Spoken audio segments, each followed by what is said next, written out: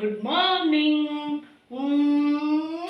എല്ലാവർക്കും ഇതെന്താ good morning കൊണ്ട് അമ്മ പാട്ടുണ്ടാക്കിയപ്പോ എന്തേ അതിനൊരു നീട്ടി വലിച്ചൊരു ഗുഡ് മോർണിംഗ് പോടായിരുന്നു ഞാൻ അങ്ങനെ അല്ല ഇന്നത്തെ ഗുഡ് മോർണിംഗ് എന്നൊരു പാട്ട് പറഞ്ഞ പോലെ കുഴപ്പമില്ല, നന്നായിട്ട് നല്ല ഗുഡ് മോർണിംഗ് കിട്ടിയാൽ മതി ഞങ്ങൾക്ക് കേട്ടാ. അതിനിപ്പോൾ ഇത്തിരി പാട്ടിൻ്റെ രീതിയിൽ പറഞ്ഞാലും ഞങ്ങൾക്ക് കുഴപ്പമൊന്നുമില്ല. ഗുഡ് മോർണിംഗ് പാട്ട് വല്ലതും അറിയാമോ നമുക്ക്? അറിയുകയാണെങ്കിൽ പറഞ്ഞോളൂ, ഞങ്ങൾക്ക് ഒരു ബുദ്ധിമുട്ടില്ല കേട്ടോ, കേൾക്കാൻ ഞാൻ തയ്യാറാണ്. മനസ്സിലായില്ലേ? അപ്പോൾ എന്താണ് അമ്മുക്കുട്ടി? ഇന്ന് ഞാൻ ഉണ്ടാക്കുന്നത് ഒരു സിമ്പിൾ കറിയാണ്. അല്ലെങ്കിൽ എന്നാണാവോ ഗ്രാൻഡ് കറി ഉണ്ടാക്കി ഇറക്കണത്? പച്ചക്കറി, ഒരുപാട് പച്ചക്കറി, ഒരുപാട് പച്ചക്കറി ഇല്ലാതെ പരിപ്പ് ഞാൻ വേവിച്ച് വെച്ചിട്ടുണ്ട്, അല്ലെങ്കിൽ ഒരുപാട് നേരം പിടിക്കില്ലേ. ഇത് നോർത്ത് ഇന്ത്യയിൽ ദാല് പറഞ്ഞിട്ട് കഴിക്കില്ലേ, അത് ഏതാണ്ട് ഇതുപോലെ ഉണ്ടാവുമ്പോ അതിന് കുറച്ച് കുറെ സാധനങ്ങൾ ചേർത്തു. പക്ഷെ കാഴ്ചയില് ഇത് പറയട്ടെ, ഇത് ഞാൻ പരിപ്പ് ആദ്യം തന്നെ ഇത്തിരി വേവിച്ച് വെച്ചതാണ്. അത് വേണം. പിന്നെ തക്കാളി, ഒരു തക്കാളി, പിന്നെ ബീൻസ് കഷ്ണങ്ങളാക്കി വെച്ചത്, പിന്നെ കുറച്ച് നാളികേരം, ജീരകം, ചെറിയുള്ളിയും കൂടി അരച്ചത്. ഇത്രയും സാധനം. ഇത് വേറെ പച്ചക്കറി ഒന്നുമില്ല, ഇത് മാത്രമാണ്. Very simple. പിന്നെ ഈ ചെറിയുള്ളി ഒരു 6 പിന്നെ 2 പച്ചമുളക്, കുറച്ച് മല്ലിപ്പൊടി, മുളക് പൊടി, മഞ്ഞൾപ്പൊടി, പിന്നെ വറവിടാൻ വെളുത്തുള്ളി, ഉണക്കമുളക് മാത്രം മതി. അപ്പം ഞാൻ സ്റ്റൗ കത്തിക്കാൻ ചോദിച്ച് പെർമിഷൻ മേടിച്ചിട്ട് വേണം ഓരോന്ന് ചെയ്യാൻ. അപ്പോൾ സ്റ്റൗ കത്തിച്ചു, പാത്രം വെച്ചു. അപ്പോൾ ആദ്യം നമുക്ക് ബീൻസ് ഇട്ട് കൊടുക്കാം. അല്ല, സ്റ്റൗ കത്തിച്ച് ചൂടാവൊന്നും വേണ്ടേ? വേണ്ട, ഇത് ഇട്ട് കൊടുത്തിട്ട് ചൂടായിരുന്നു. പിന്നെ തക്കാളി ഇട്ടു, പിന്നെ ചെറിയുള്ളി ഇട്ട് കൊടുക്കാം. അതൊക്കെ ഇട്ടിട്ട് നമുക്ക് അതിനുള്ള മുളക് പൊടി അതിനുള്ളതേ ഉള്ളൂ. അപ്പം അത് അങ്ങനെ ഈ മല്ലിപ്പൊടി അത്രയ്ക്കുള്ളതേ ഉള്ളൂ, അത് എന്നിട്ട് കുറച്ച് മഞ്ഞൾപ്പൊടി ഇട്ട് കൊടുക്കാം. മഞ്ഞൾപ്പൊടി നമ്മുടെ ആവശ്യത്തിനുള്ള മഞ്ഞൾപ്പൊടി ഇട്ടു. ഇനി നമുക്ക് ആവശ്യത്തിനുള്ള വെള്ളം ഒഴിച്ചു കൊടുക്കാം. ഇതിവിടെ കിടന്ന് വേവും. ഒരു പകുതി വേവാകുമ്പോൾ നമുക്ക് ഈ പരിപ്പ് ഇട്ട് കൊടുക്കണം. ഓൾറെഡി വെന്ത പരിപ്പല്ലേ, അപ്പം തീരെ കൂടെ ഉടഞ്ഞിട്ട് പരിപ്പ് കാണാത്ത രീതിയിലാവുന്നത് എനിക്കിഷ്ടമില്ലാത്തതുകൊണ്ട് ഞാൻ ഇങ്ങനെ. അപ്പോൾ എന്നിട്ട് അടച്ചു വെക്കാം. ഉപ്പ് ഇത്തിരി കഴിഞ്ഞിട്ട് ഇട്ട് കൊടുക്കാം. ഇതിനൊരു കുതിര പോയോ? അപ്പോൾ കുതിര പോയി. അതെന്താ അമ്മ ഇവിടുന്ന് ഓടിയതാണ് അടച്ചു വെക്കാൻ പാത്രം എടുക്കാൻ? കുഴപ്പമില്ല അമ്മ, മെല്ലെ പോയാൽ മതി കേട്ടോ. ഞാൻ നോക്കിക്കൊണ്ടിരിക്കുമ്പോൾ ഒരു സൗണ്ട് കേട്ടപ്പോൾ പെട്ടെന്ന് ഞാൻ ഞെട്ടി, എന്തൊരു കുതിരയുടെ സൗണ്ട്. അത് അമ്മ പോയതാണല്ലേ? ആവുണ്ട് കേട്ടോ. അപ്പം അമ്മ ഞാനൊരു കാര്യം ചോദിക്കട്ടെ. നമുക്ക് ഇപ്പോൾ എനിക്കോ അമ്മയ്ക്കോ ആർക്കെങ്കിലും ആവട്ടെ, നമ്മുടെ ഉള്ളിനുള്ളിലൊരു തോന്നൽ വരികയാണ്. എന്തറിയോ, എനിക്കെന്തോ അവിടെ ഇത്തിരി വേദന വരുന്നുണ്ട്, ഇവിടെ ഇത്തിരി വേദന വരുന്നുണ്ട്, എനിക്കെന്തോ അസുഖമുണ്ടെന്ന് നമുക്ക് തോന്നിക്കഴിഞ്ഞാൽ യഥാർത്ഥമായിട്ട് ഇല്ലാത്ത അസുഖം നമുക്ക് വരുമെന്ന് പറയുന്നത് ശരിയാണോ? അപ്പോൾ അതിൻ്റെ ഒരു യഥാർത്ഥമായൊരു കഥ ഞാൻ പറഞ്ഞുതരാം കേട്ടോ. എൻ്റെ ഒരു ബന്ധു, അവർക്ക് കാലിലൊരു വേദന വന്നു. അപ്പോൾ കാലിലൊരു വേദന വരുമ്പോൾ എൻ്റെ ഒരു ആൻറ്റി കാലിലൊരു വേദന വന്നു. അപ്പോൾ അത് കേട്ടിട്ട് എന്നെ പൊങ്കാലയിടുമെന്ന് എനിക്കറിയില്ല. അത് പിന്നെ എന്നാലും കാലിലൊരു വേദന വന്നപ്പോൾ അവർ ഡോക്ടറെ കാണാൻ പോയി. അപ്പോൾ ഉദ്യോഗമുള്ള വ്യക്തിയാണ്. അപ്പോൾ വരുന്ന വഴിക്ക് തന്നെ ഡോക്ടറെയൊക്കെ കണ്ടു. വീട്ടിൽ വന്നിട്ട് പറഞ്ഞു ഭയങ്കര വേദനയാണ്, ഡോക്ടർ നാളെ കൂടി വരാൻ പറഞ്ഞിട്ടുണ്ട് പറഞ്ഞു. യഥാർത്ഥത്തിൽ ഡോക്ടർ നാളെ വരാൻ പറഞ്ഞിട്ടില്ല. പക്ഷേ ഇവരന്ന് ഗുളികയൊക്കെ കഴിച്ചിട്ട് പറഞ്ഞു ഇതെന്തോ എനിക്കിപ്പോൾ സംഭവിച്ചിട്ടുണ്ട്, എനിക്ക് എന്തോ ഉണ്ടെന്ന് എനിക്ക് ബലമായ സംശയമുണ്ട്, രാത്രി മുഴുവൻ പറയാ. അപ്പം ഞാനുണ്ട്, അവരുടെ മകനുണ്ട്, രണ്ടുപേരും കൂടി ഇങ്ങനെ ആലോചിച്ചിരുന്നു. ഒരു കാലിൻ്റെ വേദന പറഞ്ഞപ്പോൾ എന്തെന്നെ സംഭവിക്കാനാണ്, അത് ഉളിക്കിയതായിരിക്കും എന്നൊക്കെ ഞങ്ങൾ പരസ്പരം സംസാരിക്കുക. നിങ്ങൾക്കൊന്നും പറഞ്ഞാൽ മനസ്സിലാവില്ല. എനിക്ക് ഭയങ്കര വലിയ എന്താ അസുഖമുണ്ട്. എവിടെ? കാലിലോ? നമ്മൾ കാലൊക്കെ നോക്കി, വലിയ അസുഖമൊന്നും കാലിൻ്റെ ഭാഗത്ത് കാണാനില്ല.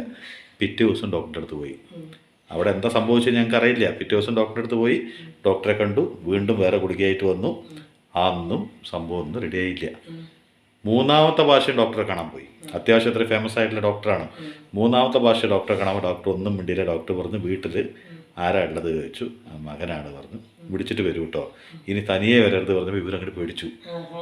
ഇവർ വീട്ടിൽ വന്നിട്ട് പറഞ്ഞു എടാ ഞാൻ 3 ദിവസമായില്ലേ പോകാൻ തുടങ്ങിയിട്ട്, ഇനി തനിച്ച് വരാൻ പാടില്ല വന്നു. അപ്പോൾ എനിക്ക് കാര്യമായിട്ട് എന്തോ ഉണ്ട്, മിക്കവാറും നിങ്ങൾ വരേണ്ടി വരും കേട്ടോ പറഞ്ഞു. അപ്പോൾ അവൻ പറഞ്ഞു ഞാൻ അവിടെ ഉള്ള സ്ഥിതിക്ക് അവൻ പറഞ്ഞു നമുക്ക് ഒരുമിച്ച് പോകാട്ടോ. എന്താണാവും ഇപ്പോൾ നമ്മളൊക്കെ തമാശയാക്കിയത് വെറുതെ ആയോ, സീരിയസ് ആയിട്ട് എന്തോ ഉണ്ട് വന്നിട്ട് പോയി. അങ്ങനെ ടോക്കനൊക്കെ എടുത്ത് ഇങ്ങനെ ഇരിക്കുമ്പോൾ ഇവൻ്റെ ഇത് വന്നപ്പോൾ ആരാ വന്നിരിക്കണം ഒപ്പം വരാൻ പറയുക പറഞ്ഞു. അപ്പോൾ പേഷ്യൻറ്റിനോട് അവിടെ ഇരിക്കാൻ പറയുക പറഞ്ഞു. എന്താണെന്ന് മനസ്സിലായില്ല. പേഷ്യൻ്റ് വരാണ്ട് ഞങ്ങളുടെ ഉള്ളിലേക്ക് വിളിച്ചപ്പോൾ ഞങ്ങളുടെ കൈകാലൊക്കെ ഇങ്ങോട്ട് വറച്ചു. എന്താണാവോ ഇത് പറയാൻ പോണതെന്ന്. ഉള്ളിൽ വിളിച്ചൊരു ഡോക്ടർ പറയാണ്, എന്താ ആരാ അവർ ചോദിച്ചു. ആരാ മകൻ? ഇന്നാള് മകൻ. നിങ്ങളാരാ?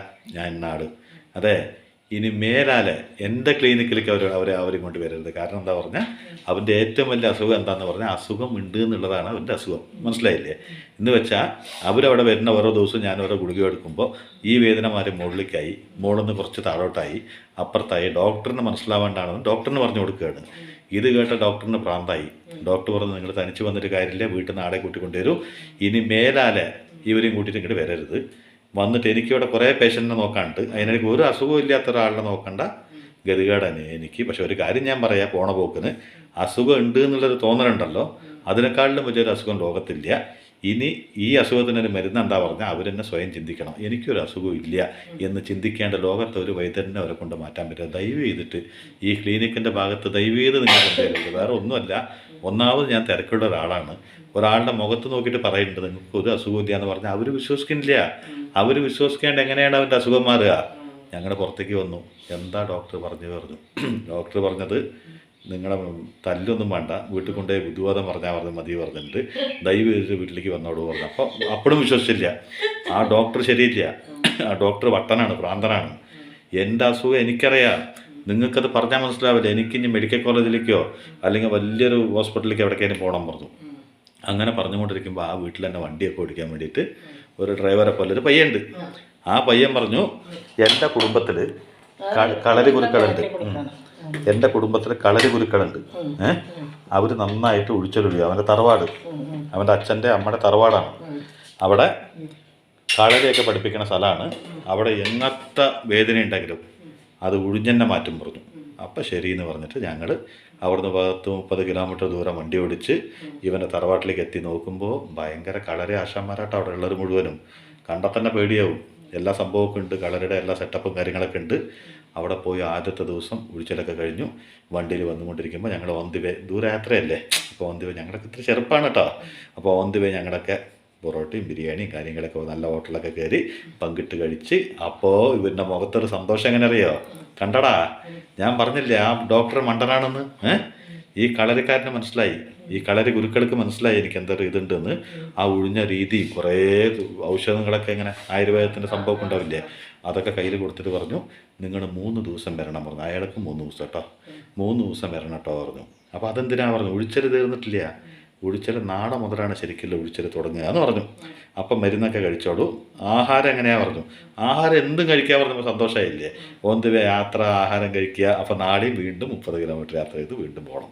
അങ്ങനെ വീണ്ടും 30 കിലോമീറ്റർ യാത്ര ചെയ്തിട്ട് അവിടെ എത്തുന്ന സമയത്തുണ്ടായ സംഭവം എന്താ അറിയാം? ആദ്യത്തെ ദിവസം ഒഴിഞ്ഞു. രണ്ടാമത്തെ ദിവസം ഒഴിച്ചിലകാരൻ പറഞ്ഞു, ഒരിത്തിരി പണിയുണ്ട്, ഒന്ന് വെയിറ്റ് ചെയ്യുക പറഞ്ഞു. അപ്പോൾ അവിടെ കൊണ്ടുപോയിട്ട് എന്തൊക്കെയോ വെക്കിന് കണ്ടു കേട്ടോ. എന്നിട്ട് അതിൻ്റെ ഉള്ളിലേക്ക് അങ്ങോട്ട് കൊണ്ടുപോയി. ആ കളരി ഗുരുക്കളുടെ പെങ്ങൾ, കളരി ഗുരുക്കളുടെ ഭാര്യ ഒക്കെ കൂടി ഇവരിനെ ഇങ്ങോട്ട് കൂട്ടിക്കൊണ്ടുകൊണ്ട് കൊണ്ടു. അതെ, ഇത്തിരി ബുദ്ധിമുട്ടൊക്കെ ഉണ്ടാവും. അത് കളരി ഒഴിച്ചെടുക്കേണ്ടത് രണ്ടും കൂടിയിട്ടാണ്. അവർ ഒഴിച്ചലുമുണ്ട്, കളരയുണ്ട്. കളരി ഗുരുക്കൾ എന്നാണ് അവരെ വിളിക്കുക. അതിൻ്റെ ഉള്ളിലേക്ക് അങ്ങോട്ട് കൊണ്ടുപോയി. എന്നിട്ട് വാതിലടയ്ക്കുമ്പോൾ പറഞ്ഞു, ഇത്തിരി ഒച്ചയും പാടൊക്കെ ഉണ്ടാവും, ആരും ഒന്നും മിണ്ടരുത് പറഞ്ഞു. ഒച്ചയും പാടോ? അപ്പോൾ ഞങ്ങൾ പറയാ, ഇതെന്താ, അത് അസുഖത്തിന് ഉഴിയാൻ കൊണ്ടായതാണോ കളരി പഠിപ്പിക്കാൻ കൊണ്ടായതാണോ? എടാ എന്താണോ നിൻ്റെ വീട്ടുകാർ എന്താ ഈ ഒച്ചയും പാടുണ്ടാവാൻ പറയണത്? അതൊക്കെ ഒഴിച്ചലത്തെ ഒരു ഭാഗമാണെന്ന് ആ മഹാൻ. അതങ്ങോട്ട് കഴിഞ്ഞു. എൻ്റെ അമ്മയെ ഒരു 5 മിനിറ്റിനോട് നിലവിളി കേട്ടു. എൻ്റെ അമ്മോ എന്നൊരു കൂക്കലായിരുന്നു.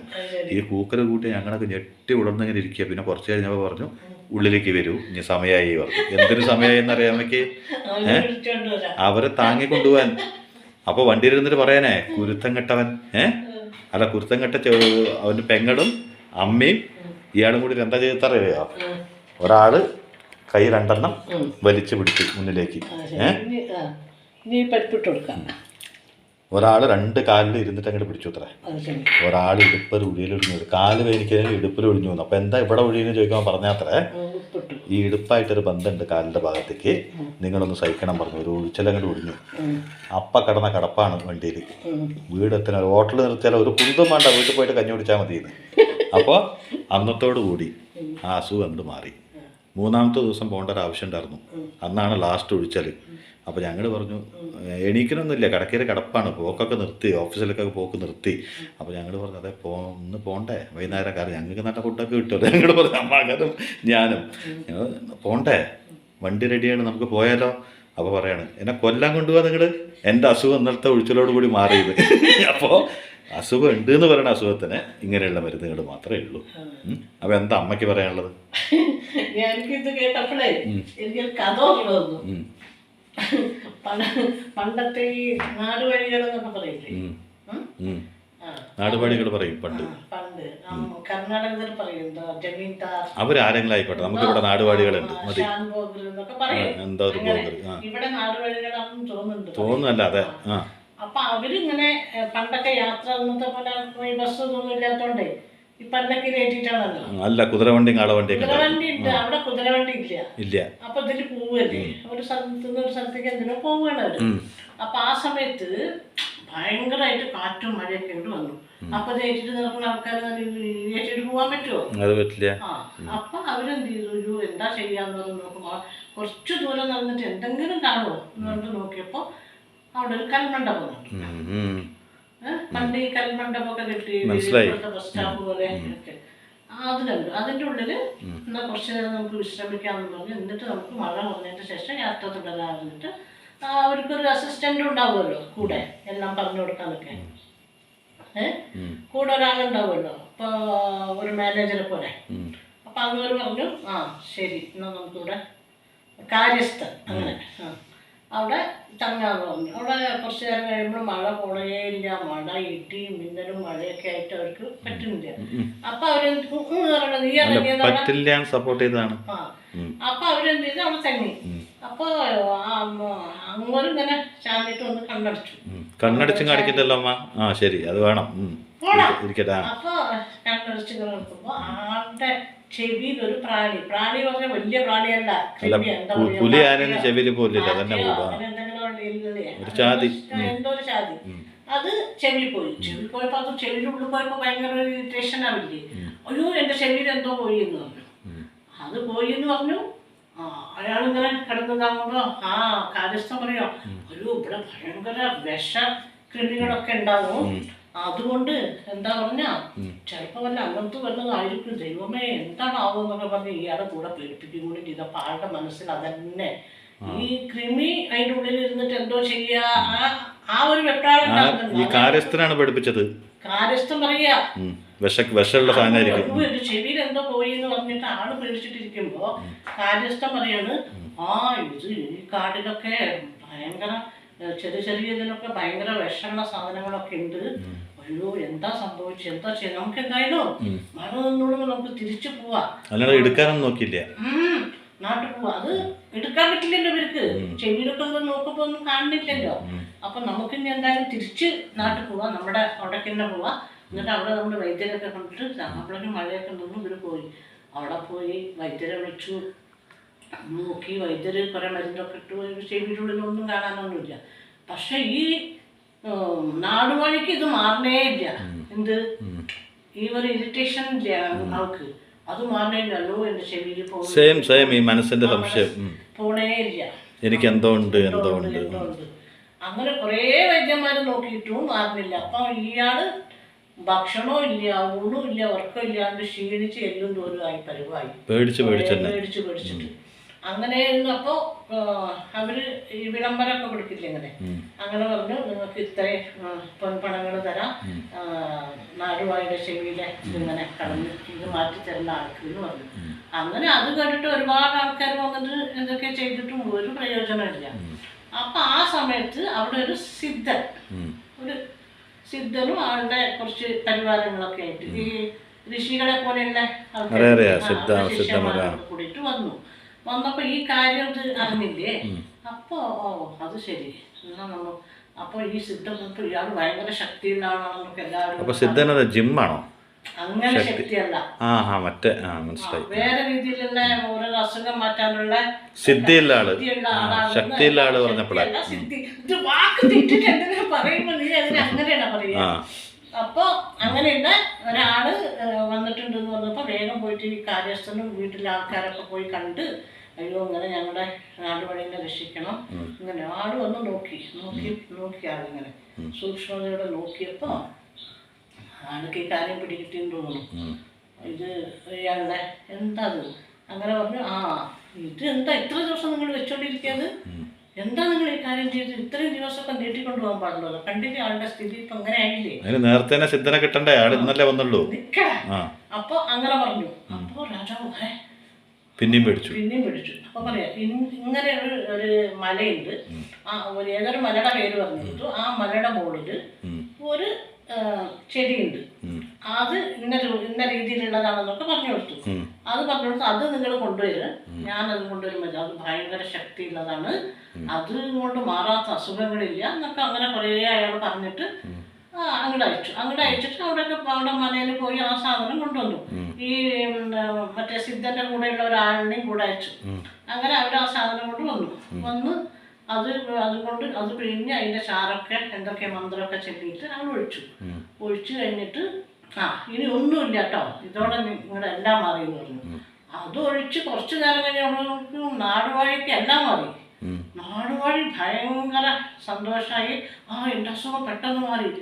നിങ്ങൾക്ക് ഞാൻ എന്ത് തന്നാലും തീരില്ല, എന്താ ഞാൻ തരേണ്ടത് എന്നൊക്കെ പറഞ്ഞു. എന്താ തരേണ്ടത്, നിങ്ങൾ എന്ത് ചോദിച്ചാലും ഞാൻ തരാം, എൻ്റെ ആസ്തിയുടെ പകുതി ഭാഗം വേണമെങ്കിൽ തരാം, ഞാൻ ഇങ്ങനെ മരിക്കേണ്ടതായിരുന്നു, എന്നെ നിങ്ങൾ ജീവിപ്പിച്ചല്ലോ എന്ന് പറഞ്ഞു. എനിക്കൊന്നും വേണ്ട, നിങ്ങൾ എനിക്ക് തരാമെന്ന് പറഞ്ഞത് പാവങ്ങൾക്ക് കൊടുത്തോളാൻ പറഞ്ഞിട്ട് ആള് പോകും. പോണ സമയത്ത് ഈ ശിഷ്യന്മാർ ചോദിക്കാണ്, അല്ല ഇങ്ങനൊരു ദിവ്യ ഔഷധത്തിൻ്റെ പേര് സ്വാമി നിങ്ങൾ പറയുന്നത് കേട്ടിട്ടേ ഇല്ലല്ലോ, ഞങ്ങൾക്കൊന്നും പറഞ്ഞു തന്നില്ലല്ലോ, ഞങ്ങൾ ഇത്രയും കാലം നിങ്ങളുടെ കൂടെ നടന്നിട്ട് ഇങ്ങനെ ഒരു പേരേ കേട്ടിട്ടില്ല, ഈ ചെടിക്ക് ഇത്രയും ശക്തി ഉണ്ടെന്ന് നിങ്ങൾ പറഞ്ഞിട്ട് ഇല്ലല്ലോ എന്ന് പറയും. അപ്പം അതിൽ ആ ചെടിക്കത്ര ദിവ്യശക്തി ഉണ്ടായിട്ടൊന്നുമല്ല, അയാളുടെ മനസ്സിലൊരു തോന്നലാണ്, എനിക്ക് എന്തോ സംഭവിച്ചു, ഇത് മാറില്ല. അത് ആ കാര്യസ്ഥ പെരുമാറി ഇതിലെ മനസ്സിൽ അങ്ങനെ ഒരു വിചാരം തങ്ങി നിന്നു. അതായത് ഇത് എനിക്ക് മാറില്ല, ഇതൊരു മാറാ രോഗമാണ്, എൻ്റെ ചെവിയിൽ ഈ സാധനം പോയിട്ടില്ല എന്നുള്ള തോന്നലാണ്. അത് ചെവിയുടെ ഉള്ളിൽ കയറിയപ്പോൾ അയാൾക്കൊരു ബുദ്ധിമുട്ടുണ്ടായിട്ടുണ്ടാവും. പക്ഷെ അത് കയറിയ പോലെ തന്നെ അത് പോയിട്ടുണ്ടാവും. അല്ലെങ്കിൽ വേറെ ആരെങ്കിലുമൊക്കെ മരുന്ന് ഒഴിച്ച സമയത്ത് അത് ചത്തിട്ട് പുറത്തു പോയിട്ടുണ്ടാവും. ആ ജീവിയൊന്നും അവിടെ ഇല്ല. പക്ഷെ ഇയാളുടെ മനസ്സിന്റെ തോന്നലും കൊണ്ട് അയാൾക്ക് അത് ഉണ്ട്. എന്റെ ഉള്ളിൽ തോന്നല് എനിക്ക് എന്തോ സംഭവിക്കും, എന്തോ ഉണ്ട് എന്നുള്ള തോന്നൽ. അതുകൊണ്ടാണ് അയാൾ, അല്ലാണ്ട് അയാളുടെ ശരീരം ഒന്നുമില്ല. പിന്നെ അയാൾ വേറൊരു കാര്യം ചെയ്തു, അത് പറയാൻ പറ്റുമോ, ഒരു ചത്തുപോയൊരു പ്രാണിയില്ലേ, പാറ്റ, ഒരു ചെറിയ പാറ്റ പോലെ ഒരു സാധനം അയാൾ കൊണ്ടുവന്നിട്ടുണ്ടായിരുന്നു. ഇതാണല്ലോ അതിന്റെ ശരീരം ഇതാ ഉണ്ടായിരുന്നത് കാണിച്ചു കൊടുത്തു. മരുന്ന് കഴിച്ചപ്പോൾ അതാണ് അതിന്റെ ശരീരം ഉണ്ടായിരുന്നത്, ഇതാ അത് പോയിട്ടോ എന്ന് പറഞ്ഞു. അതും കൂടി കണ്ടില്ലേ, അയാൾക്ക് ആ വിശ്വാസമായി. അങ്ങനെയാണ് അത് ഉണ്ടായത്. അപ്പോൾ അയാളുടെ ചെവിയിൽ നിന്ന് സ്വാമി എടുത്തത് എന്താണെന്ന് അത് ഞാൻ ആദ്യം തന്നെ കൊണ്ടുപോയതാണ്. കൂടെ എനിക്കിത് സൂക്കെടുതാണെന്ന് മനസ്സിലായി. അയാളുടെ ചെവിയിൽ ഒന്നുമില്ല, ഇതൊക്കെ അയാളുടെ മനസ്സിന്റെ തോന്നലാണെന്ന് മനസ്സിലായപ്പോൾ ഞാൻ ഇതൊരു സാധനത്തിനും കൂടി കരുതി മരുന്നിന്റെ ചെടി കൊണ്ടുപോകാൻ വിശ്വാസം വരാൻ വേണ്ടിയിട്ട് എന്നിട്ട് അയാൾ കാണിച്ചു കൊടുത്താണ്, അല്ലാണ്ട് അയാളുടെ ചെവിയിൽ ഒന്നും ഉണ്ടായിരുന്നില്ല. അപ്പോൾ അങ്ങനെ പറഞ്ഞു. അപ്പോൾ അതാണ് പറയുന്നത്, മനുഷ്യന്റെ മനസ്സിലെ തോന്നലുകളാണ്. ചിലപ്പോൾ നമുക്ക് നിസ്സാരമായ ചില രോഗമായിരിക്കും. ചിലർ എന്ന് പറയും, അയ്യോ ഇങ്ങനെ ഒരാൾക്ക് അവിടെ ഉണ്ടായിരുന്നു, അയാൾക്ക് അങ്ങനെ സംഭവിച്ചു എന്നിട്ട് ആരെങ്കിലും പറയുന്നത് കേട്ടാ അപ്പം നമ്മുടെ മനസ്സിൽ പേടിയായി അല്ലേ, ആണോ അതുപോലെ എനിക്ക് സംഭവിക്കുമോ എന്നുള്ളൊരു പേടി നമ്മുടെ മനസ്സിൽ തോന്നും. പക്ഷെ നമ്മുടെ മനസ്സിൽ ഒന്നുമില്ല, നമ്മളൊരു ശരീര എന്തെങ്കിലും ഒരു മരുന്ന് കഴിച്ചിട്ട് എനിക്കിത് മാറും, ഈ മരുന്ന് എനിക്ക് നല്ലതാണ്, ഇതുകൊണ്ട് എൻ്റെ എല്ലാം മാറും, അല്ലെങ്കിൽ എനിക്കൊന്നും സംഭവിക്കില്ല എന്നുള്ളൊരു തോന്നൽ നമ്മുടെ മനസ്സിലൊരു വിശ്വാസം, ദൃഢമായൊരു വിശ്വാസം ഉണ്ടെങ്കിൽ നമുക്ക് മരുന്നുകൊണ്ട് മാത്രം മാറാത്തത് നമ്മുടെ വിശ്വാസം കൊണ്ട് മാറും അല്ലേ. ചെറിയ എന്തെങ്കിലും മരുന്ന് വെച്ചാൽ നമുക്ക് ഒരു അസുഖമുണ്ട്, അതിനൊരാടെ നമ്മുടെ ചികിത്സക്കുണ്ട് പറഞ്ഞാൽ നമുക്ക് മെയിനായിട്ട് ആ ഡോക്ടറിനോട് ഒരു വിശ്വാസം വേണം. കഴിക്കുന്ന മരുന്ന് കഴിക്കാൻ നമുക്ക് ഉള്ളിലൊരു തോന്നൽ വേണം, ഈ മരുന്ന് കഴിച്ചാൽ നമുക്ക് മാറുന്നുള്ളത്. അത് ഒന്ന്. പിന്നെ ചിലർ രണ്ട് വിഭാഗം ആൾക്കാരുണ്ട്, ഇതൊന്നും കഴിച്ചില്ലെങ്കിലും ചില ആൾക്കാർ പറയും എത്ര കഴിച്ചാലും എന്താണാവോ എൻ്റെ അസുഖം മാറുന്നില്ല തോന്നലുണ്ടെങ്കിൽ ജീവിതകാലം മുഴുവൻ അസുഖം മാറില്ല. കുറച്ച് തേങ്ങ കേട്ടോ, ഒരുപാടൊന്നും വേണ്ട, ഒരു ഇത്തിരി തേങ്ങ വേണ്ട ഇതിന്. അതും തേങ്ങയും ജീരകവും ചെറിയുള്ളിയും കൂടി അരച്ചതാണ്, അതിങ്ങനെ ഇട്ട് കൊടുക്കുക. ഇപ്പോൾ രണ്ട് ടൈപ്പ് അസുഖങ്ങളാണ് ലോകത്തുള്ളത്. ഒന്ന് അസുഖം ഉണ്ടാവും പക്ഷെ മറ്റുള്ളവരോട് പറയുക, പച്ചമുളക് ഇട്ട് കൊടുക്കുക. പിന്നെ നമുക്ക് ഇപ്പോൾ കുറച്ച് കറിവേപ്പില ഇടാം. പിന്നെ ഇതൊന്ന് താളിക്കണം, ഇതൊന്ന് തിളക്കട്ടെ. അപ്പോൾ രണ്ട് രീതിയിലുള്ള അസുഖങ്ങളാണ് ഉള്ളത്. ഒന്ന്, അസുഖം ഉണ്ടായിട്ട് എനിക്കൊരു അസുഖമില്ല വന്നിട്ട് ഒരു ഡോക്ടറെയും കാണാതെ ഒരു മരുന്നും കഴിക്കാതെ സ്വയം തൻ്റെ ജീവിത അവസാനത്തേക്ക് കടന്ന് നടക്കുക എന്നൊക്കെ പറയില്ലേ, അത് ജീവിതത്തിൽ ഒരിക്കലും ചെയ്യാൻ പറ്റില്ല. സ്വയം നമ്മൾ ആത്മഹത്യ ചെയ്യുന്നതിന് തുല്യമാണ്. പക്ഷെ നമുക്കൊരു അസുഖമുണ്ട്, പക്ഷെ ഒരു കാരണവശാലും നമ്മുടെ അസുഖമുണ്ട് നമ്മൾ സ്വയം ആരെ ബോധിപ്പിക്കുകയില്ല, ആരോടും പറയുകയില്ല. അത് സ്വയം ആത്മഹത്യ ചെയ്യുന്നതിന് തുല്യമാണ്. അതുപോലെ കാര്യമായിട്ടൊന്നും നമുക്കൊന്നും ഉണ്ടാവില്ല. അപ്പോൾ നമ്മൾ എന്ത് വിചാരിക്കും, നമുക്കുള്ളിൽ എന്തോ ഉണ്ട് എന്നുള്ള ഭയം നമ്മുടെ ഉള്ളിൽ, ഇല്ലാത്ത അസുഖത്തിനെക്കാട്ടിലും വലിയൊരു വീക്ക്നെസ് നമ്മുടെ ഉള്ളിലുണ്ടാക്കും. നമ്മുടെ ശരീരത്തിൽ, നമ്മുടെ മൈൻഡ്, ശരീരം എല്ലാം നമ്മളോട് വീണ്ടും പറയുകയാണ്, അയ്യോ എൻ്റെ ഉള്ളിൽ എന്തോ ഉണ്ട്, എനിക്ക് എന്തോ അസുഖമുണ്ട്. ഡോക്ടർമാർക്ക് കണ്ടുപിടിക്കാൻ പറ്റുന്ന എന്തോ ഉണ്ട് എന്ന് പറയുന്ന ഒരു രോഗം ഉണ്ടല്ലോ, അതിന് ലോകത്ത് ഇതുവരെ മരുന്ന് കണ്ടുപിടിച്ചിട്ടില്ല. അപ്പോൾ ഞാൻ പറഞ്ഞ റിയാലിറ്റിക്കും അമ്മ പറഞ്ഞ സ്റ്റോറിക്കും നമ്മൾ നല്ല ബന്ധമുണ്ട് അല്ലേ. അപ്പോൾ എനിക്കിന്നത് പറയാൻ തോന്നിയപ്പോൾ അമ്മയ്ക്ക് അതിൻ്റെ അടുത്തൊരു കഥയുണ്ട്, എടുത്ത് വെച്ചൊരു കഥയുണ്ട്. അത് കഥ ഇഷ്ടംപോലെ അറിയാമെന്ന് എനിക്ക് എന്നോ അറിയാമല്ലോ. ഈ കഥ കേട്ടിട്ടല്ലേ ഞങ്ങൾ ഉറങ്ങണ്ടായിരുന്നത് കുറേയൊക്കെ. ഈ കഥയല്ല, പല കഥകൾ. അത് അതന്നെ ചന്ദമാമ തന്നെ പറയാ, ബാലരാമ അല്ല. ചന്ദമാമ എന്ന് പറഞ്ഞാൽ അമ്പിളി മാമ എന്നാണല്ലോ. ചന്ദമാമ എന്ന് പറഞ്ഞൊരു പുസ്തകം വായിക്കുന്നുണ്ടായിരുന്നു പണ്ട്. അത് എത്ര വലുതായിട്ട് നിങ്ങളൊക്കെ പ്രസവിച്ചതിന്റെ ശേഷം ഞാനത് വായിക്കും. എനിക്കിപ്പോൾ കിട്ടിയാലും വായിക്കും, എനിക്ക് ഇഷ്ടമാണ്. അത് ചിലരുണ്ടമ്മ ഇപ്പോഴും അങ്ങനത്തെ കിട്ടിയ വായിക്കാൻ താല്പര്യപ്പെടുന്നവരുണ്ട്. അതൊരു നോസ്റ്റാലജി കൂടിയാണ്. അത് മന്ത്രവാദത്തിന്റെ കഥകൾ. അങ്ങനെ ഇപ്പൊ നമ്മുടെ അടുത്ത് ഒരുപാട് പച്ചക്കറികളൊന്നുമില്ല, എന്തെങ്കിലും ഒരു പച്ചക്കറിയേ ഉള്ളൂ. അപ്പൊ അയ്യോ ഇതുകൊണ്ട് ഇപ്പൊ നമ്മൾ എന്താ വെക്കാന്ന് ആലോചിച്ചിരിക്കും. എന്താ വറവിട്. അപ്പം നമുക്ക് ഇതിൽ എനിക്ക് ഞങ്ങളുടെ വീട്ടിലേക്ക് എന്താ പറയുക, തക്കാളിയുടെ പുളിപ്പാണ് ഇഷ്ടം. നിങ്ങൾക്ക് പുളി ഒഴിക്കണമെങ്കിൽ ഒരു ഇത്തിരി പുളിയൊക്കെ ഇതിൽ ഒഴിക്കാം കേട്ടോ. ഇനി തക്കാളി വേണ്ട, പുളിയുടെ പുളിപ്പ് വേണം, അത് മതിയെന്നുള്ളവർക്ക് വേണമെങ്കിൽ അങ്ങനെ ചെയ്യാം. അത് ചെയ്യാം. പക്ഷെ ഇവിടെ തക്കാളി ഇട്ടാൽ പിന്നെ അതിൻ്റെ പുളിപ്പ് തന്നെ ധാരാളം വേണ്ടവർക്ക്. അപ്പം നിങ്ങൾ വിചാരിക്കില്ലേ എന്തെങ്കിലുമൊക്കെ പച്ചക്കറി എന്താ ഉള്ളത്, വെറും തക്കാളി ഉള്ളൂ പറഞ്ഞാൽ വെറും തക്കാളി ഇല്ല, അല്ല കുറച്ച് ഉള്ളി ഉള്ളു പറഞ്ഞാൽ കുറച്ച് പരിപ്പുണ്ടെങ്കിൽ ഉള്ളി ഇടുക, അല്ല അപ്പോൾ അത് ബീൻസ് മാത്രമേ ഉള്ളൂ പറഞ്ഞാൽ ബീൻസ്, അങ്ങനെ വഴുതനങ്ങയോ അങ്ങനെ വെണ്ടയ്ക്കോ എന്താ പച്ചക്കറി നിങ്ങളുടെ അടുത്തുള്ളത് ഒരു പച്ചക്കറി കൊണ്ട് ഇങ്ങനെ വെക്കാം. അപ്പോൾ മറ്റുള്ള ദിവസം ഓരോരോ പച്ചക്കറി ഇട്ടിട്ട് വെക്കൂടെ. ഞാൻ പറഞ്ഞ അന്നത്തെ ഒരു കഥ നേരത്തെ പറഞ്ഞില്ല, ആ കഥയിലെ ആ ഉഴിച്ചൽ കഴിഞ്ഞിട്ടുള്ള നിലവിളിയില്ലേ, ഇപ്പോഴും ഞങ്ങളുടെ കാതുകളിൽ ഇങ്ങനെ മുടങ്ങും. കാരണം എന്താ അറിയോ, ആ ഉഴിച്ചലോട് കൂടിയിട്ട് ആ അസുഖം അങ്ങനെ അങ്ങോട്ട് മാറി എന്നുള്ളതാണ്. കാരണം അത് ഒരു വേദന കിട്ടേണ്ടി വന്നത് മാറാൻ വേണ്ടിയിട്ട് പറയില്ലേ, നല്ല മാടൊക്കെ ഒരു സൂടൊന്ന് തമിഴിലൊന്നുമില്ലേ. അപ്പോൾ അതുപോലെ ഡോക്ടർ മുഴുവൻ കണ്ടിട്ട് അവസാനം കിട്ടാനവിടെ കിട്ടിയപ്പോൾ അതങ്ങോട്ട് മാറി. അപ്പോൾ അതാണ് ഇട്ട് കൊടുക്കുക. എന്നിട്ട് ഇതിൽ കടുകൊന്നും ഇടുന്നില്ല ഞാൻ, വെളുത്തുള്ളിയുടെ ഫ്ലേവറാണ് ഇതിന് മുന്തി നിൽക്കുക. അപ്പോഴാണ് ഇതിനൊരു ടേസ്റ്റ്. അപ്പോൾ അതുകൊണ്ട് ഞാൻ അത് മാത്രം ഇട്ടിട്ടുള്ളൂ. കറിവേപ്പില. ഇനി നമുക്ക് അതിലേക്ക് കൊട്ടാം. കൊട്ട വേണം. കൊട്ടുക.